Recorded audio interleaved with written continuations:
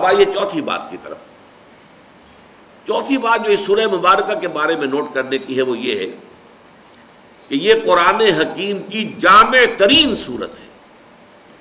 یہاں پھر میرے انداز کو نوٹ کر لیجئے، میں نے دو باتوں کے بارے میں کہا تھا، مختصر ترین صورتوں میں سے ایک، اولین صورتوں میں سے ایک، لیکن سہل ترین صورت اور جامع ترین صورت۔ ہو سکتا ہے بعض حضرات کے ذہن میں اشکال آئے کہ سورہ فاتحہ، اس کی عظمت، اس کی فضیلت، کیا اس سے بھی جامع ہے یہ؟ سورۃ الاخلاص تہائی قرآن کے مساوی حضور فرماتے ہیں، کیا اس سے بھی جامع تر ہے؟ تو نوٹ کر دیجئے، میں چاہتا ہوں کہ اس بات کو اچھی طرح سمجھ لیں۔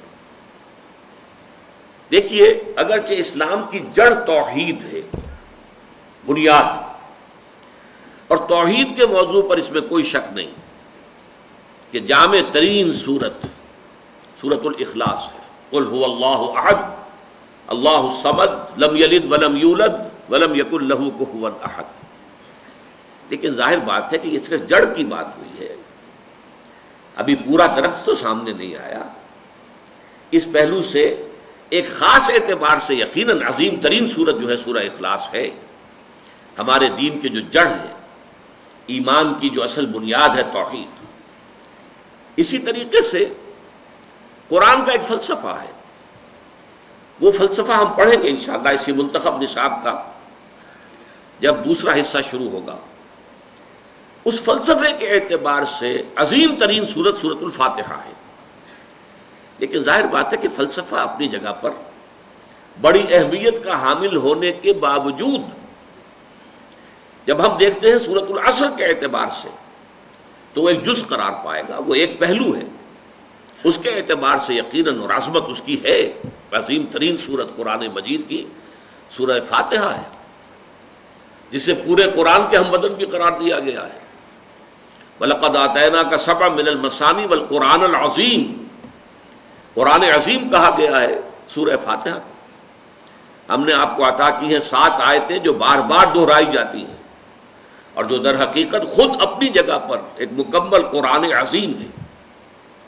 لیکن اب نوٹ کیجئے اصل بات، قرآن مجید کا اصل موضوع کیا ہے؟ یہ صرف فلسفے کی کتاب نہیں ہے، یہ صرف توحید کی کتاب نہیں ہے، یہ کتاب ہدایت ہے۔ ہدی للناس، ہدی للمتقین۔ اصل میں سورہ فاتحہ ہی میں جو ہم ہر رکعت میں نماز کے پڑھتے ہیں اور کہتے ہیں اہدنا الصراط المستقیم، پروردگار ہمیں سیدھے راستے کی ہدایت بخش۔ وہ صراط مستقیم کیا ہے؟ اس صراط مستقیم، اس راہ ہدایت کے اعتبار سے جامع ترین صورت یہ سورۃ العصر ہے۔ صراط مستقیم، اس کے سنگ ہائے میل کیا ہے؟ یہ چھوٹی صورت ہونے کے باوجود اس نے صراط مستقیم کے سنگ ہائے میل کو اس طریقے سے اپنے اندر سمو لیا ہے، سمیٹ لیا ہے، جمع کر لیا ہے کہ اس کی عظمت کو امام شافعی رحمۃ اللہ علیہ بیان فرماتے ہیں۔ اب دیکھیے، میں ان کا قول نقل کر رہا ہوں، ائمہ اربعہ میں سے بہت اونچا مقام ہے امام شافعی کا، اگرچہ امام اعظم ہمارے نزدیک فقیہ ہونے کے اعتبار سے اور اسلام کے قانونی پہلو کے اعتبار سے سب سے بڑا جو مقام سب سے اونچا ہے وہ امام ابو حنیفہ رحمۃ اللہ علیہ کو حاصل ہے۔ لیکن واقعہ یہ ہے کہ بعض اعتبارات سے امام شافعی کا رتبہ بہت بلند ہے۔ ان کی تصنیف کتاب الام بہت ضخیم اور آج بھی وہ بڑی عظیم عظمت کی حامل مانی جاتی ہے۔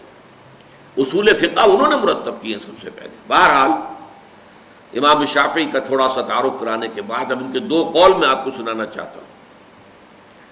ایک قول کے مطابق فرماتے ہیں لو تدبر الناس هذه السورۃ لوسعتهم، اگر لوگ صرف اس ایک سورت پر تدبر کریں، غور و فکر کریں، سوچ بچار کریں تو یہ ان کی ہدایت کے لیے کافی ہو جائے گا۔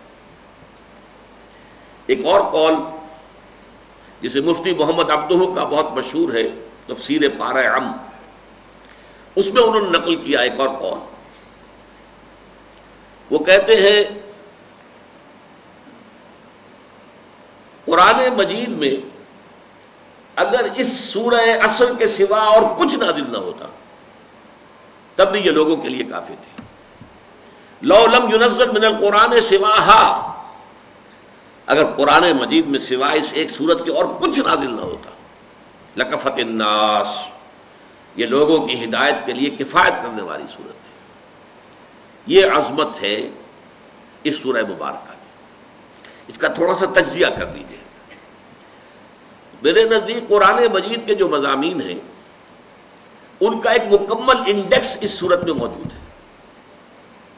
جن حضرات نے شاہ ولی اللہ دہلوی رحمۃ اللہ علیہ کا جو مشہور رسالہ ہے جو انہوں نے اصول تفسیر پر لکھا ہے، الفوز الکبیر، اس کا مطالعہ کیا ہے. شاہ صاحب نے قرآن مجید کے مضامین کو 5 حصوں میں تقسیم کیا ہے. میں بھی 5 ہی حصوں میں تقسیم کر رہا ہوں اس صورت کے اعتبار سے، لیکن ذرا الفاظ مختلف ہیں، عنوانات مختلف ہیں.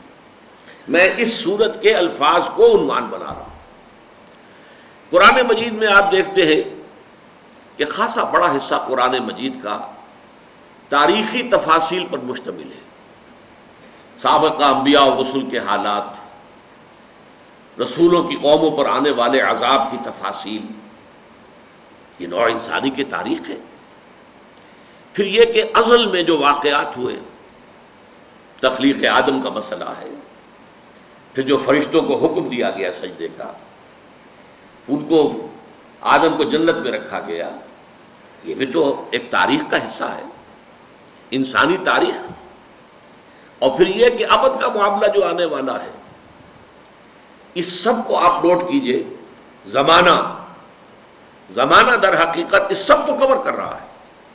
زمانہ کیا ہے یہ میں ابھی اس کے بعد انشاءاللہ تفصیل سے عرض کروں گا کہ اس میں کیا مباحث ہیں، کیونکہ ماہیت زمان جو ہے یہ فلسفے کے مشکل ترین مسائل میں سے.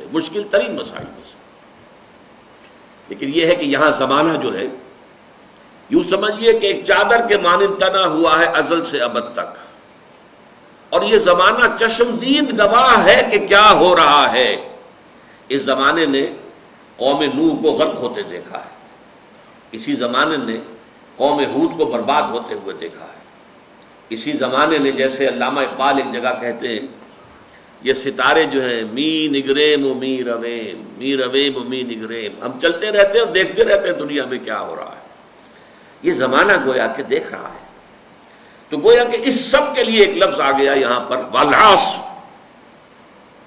اب اس کے بعد قرآن مجید کے مضامین میں تجزیہ کریں گے. یا ایمان کے مباحث ہے، توحید ہے، معاد ہے، اس کے لیے دلائل ہے، استدلال ہے. پھر اس کے خلاف جو باتیں کہی جا رہی تھیں ان کا رد ہے، ان کی نفی ہے، اس پر رد و قدح کی کیفیت ہے. ایمان کے مباحث بہت بڑے مباحث ہیں، اور مکی صورتوں کا تو اکثر و بیشتر حصہ انہی پر مشتمل ہے. اس کے بعد تیسرا مضمون کیا ہے؟ عمل صالح. یہ کرو، یہ نہ کرو، یہ بھلے کام ہیں، یہ برے کام ہیں، ان کو چھوڑنا ہے، نیک کام کرنے ہیں. اب اس کے لیے آپ کو معلوم ہے عمل صالح کا پہلا منزل کیا ہے؟ انفرادی شخصیت کیسی ہونی چاہیے، انفرادی سیرت و کردار میں کیا چیزیں ہونی چاہیے، کیا اوصاف، کیا چیزیں اپنے اندر پیدا کرنی چاہیے، معاشرے کی کیا اقدار ہونی چاہیے، معاشرتی اقدار کیا ہے، کیا اصول ہونے چاہیے. تنظیم معاشرہ، پہلے سب سے پہلے تنظیم خاندان، جسے کہ شاہ ولی اللہ کہتے ہیں تدبیر منزل. منزل کہتے ہیں نا مکان کو، فلاں منزل فلاں منزل، یہ منزلوں کے مکانوں کے نام ہوا کرتے تھے. جیسے وزیر مینشن، وزیر منزل، تو تدبیر منزل.